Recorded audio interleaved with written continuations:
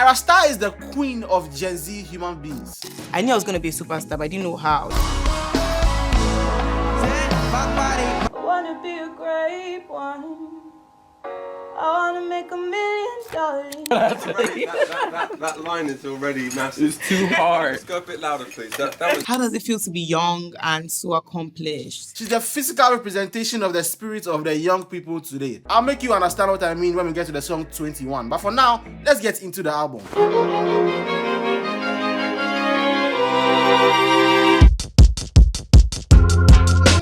That intro is like a slap you don't see coming. I can't explain this, but it's the video. The intro is like this video.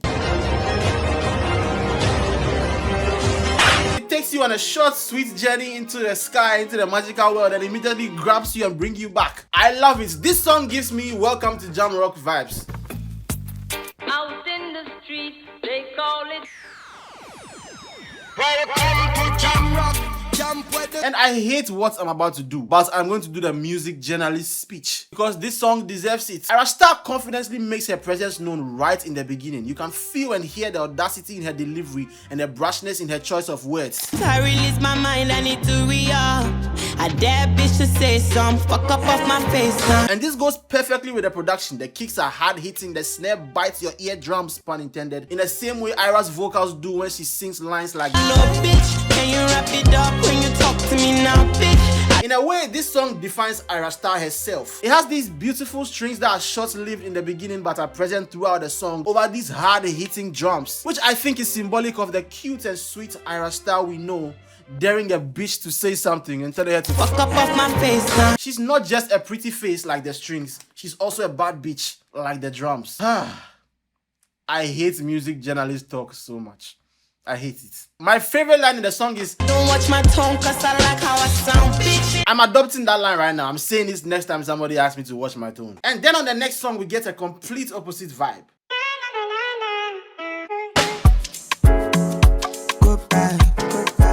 This is the one, this is the one. I've never been to the club, I'm not even joking, but this sounds like the kind of song the DJ will use to set the tone for the night before the real party begins and they play bad vibes. As far as production goes, this is my favorite production. And there's not even that much happening in the song. The production is very chill. These are typical house music chords with afrobeat drums, and there's not too much happening melodically. This shit piss me off. You're too suspicious, too ridiculous. I love music, like music as a language. When I heard this melody, I quickly recognized the phrase from other songs like Unwritten. I am unwritten, can't read my mind, I'm undefined. You're too suspicious, too ridiculous. It's the same melody, the exact same notes, but in different contexts, they tell a different story. It's just beautiful how two people can sing the same thing over different chord progressions and it will sound different, but it's the same. Just like you do in the language, we all have the same words and we talk with the same phrases, but in different contexts, we are all telling different stories. And this is why you shouldn't be one of those stupid people on the internet saying, oh, she has stolen the song. She stole the melody from this person. Music is a language. We all use the same phrases. Use your head. All heard this song is the hit single. She's celebrating her good life. She mentioned that she wrote this song in the Barbados. Living life, see my fire burning bright. And it sounds exactly like the kind of song you would play in a hotel room that you paid a crazy amount of money to stay in for like a week in front of the beach in Rihanna's country. Oh my G's fit to testify, and let's see when we getting high. This is the song I was looking for it to. I was waiting for this song because of that whole stupid Coco Jones controversy that was completely needless. This song had Coco Jones and Anitta, and like the powerful women they are, they delivered. Tonight be ladies night. I know I know your zodiac. It's a song about female power and unity and female power in unity. It's like if Charlie's Angels made a song. If they make a music video for this song, they should use a Charlie's Angels theme where Coco, Ayra, and Anitta are like fighting and doing Charlie's Angels things. In the club, look left and right. All of the baddies by my side. Unlike for Coco's parts, I had to look at the lyrics to hear what she's saying, because the accents may have been too thick for me. I wasn't hearing what she was saying. But she killed it. Same with Anitta, she killed her verse. 39, I'm so high, I can feel my body. So high you can't feel your body? That's crazy. I do not know that feeling.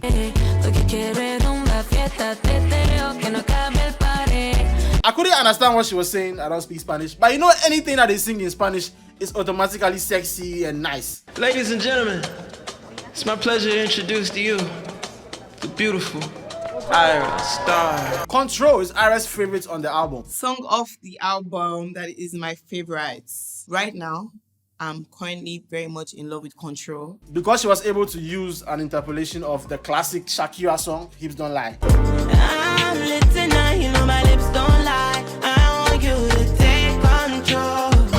I'm on tonight, you know my hips don't lie, and I'm starting to feel it's right. I've already seen some people saying she sampled the song, but this is not sampling. It's a common confusion. Sampling is when you chop up the original master of the song. Interpolation is when you sing the melody and you replay the melody in your song. A lot of people think that they don't have to pay for interpolation. They think they can just sing somebody's melody, but you have to pay. Just know that. From Control to Rhythm and Blues is perfectly sequenced. Control is when she meets the guy and gives up control. Alpha, some ice on my lips in a cup. Then on Lagos Love Story, they are having fun and making bad decisions, and she's realizing how fun it is to be in love and how good it feels. I don't fall in love. I don't fall in love. So not this one, no, not they enjoy. She not this one, no, not they enjoy. She has given up so much control that she wants to have babies. Let's make babies. We're still young, but I ain't ready. Ayra, I don't think you want to do that yet. I love this song. It's a very feel-good song, the kind you play if you are going on a long trip and you're sitting by the window. And then on Rhythm and Blues, she's completely in deep. Like, they're completely in love now. She's far gone. My jigger, my muse, everything, my baby. And I don't know if Ayra planned it, but Got Me Losing Control sounds like a callback to the Control song. I don't lose my composure, got me losing control right now. When they first met, I'm reading into the thing, but it makes it more fun, doesn't it? And now we get to 21. You say I'm too young, too foolish. Oh, I love 21 so much. Recording 21, the easiest thing. I did it in one take. I was like, I was even lying down. I was just with my mic. Oh, excuse me. And this song explains why Ayra Starr is the queen of Gen Z. If you think about the Gen Z generation, generation is already in the word. So if you think about Gen Z, it's a generation full of delusion. There's so much magic in their eyes in a bad way most of the time. Technically, I am Gen Z, but I had to distance myself because of some of the things that were happening. Now, if you listen to Ayra Starr, her music, and most of all in her interviews, she speaks as if she had no reality before becoming a star. Like her whole life, she has known that she was a star, even before anybody knew her. The year I turned 10, I knew I was going to be a superstar, but I didn't know how. If it was music or anything, I just knew I was going to be like Hannah Montana. I just knew that it was just going to be one day. It was just going to be one thing that would change my whole life. It's like she has seen it in a previous life and that's all she knew. She knew nothing else. In her interviews, whenever they ask a question like, did you always know you were going to be big? Or did you... She never ever says, oh no, I never thought it... No. She's always like, yes, I knew I was going to be a star. Like I always knew. 6, 7, I used to argue in church with choir when they say I can't take like the lead role. And I'm like, when I become a superstar, you're not able to tell me that. Like in this interview she did recently where the guy asked her, did you think you're going to have this much money? She said, I thought. You look at your phone, money drops, and you think, did I even ever think I was ever going to make this kind of money? I thought it was existence. Jesus. It's the same delusion you see with a lot of young people today. Everybody wants to be a TikTok star or they want to become a millionaire by doing drop shipping or something like that. The reason why Ayra Starr is the queen is that her delusion became a reality in the biggest way, and she's just getting started. And as the Gen Z TikTok people will say, I'm not part, her Delulu became her true Lulu. Delulu is the Solulu. These are real belief systems, by the way. This is the generation that's going to lead us in the future. Gen Z and confident. It is the same. Being Gen Z means automatically I'm very confident. I know every Gen Z I know is a very confident person.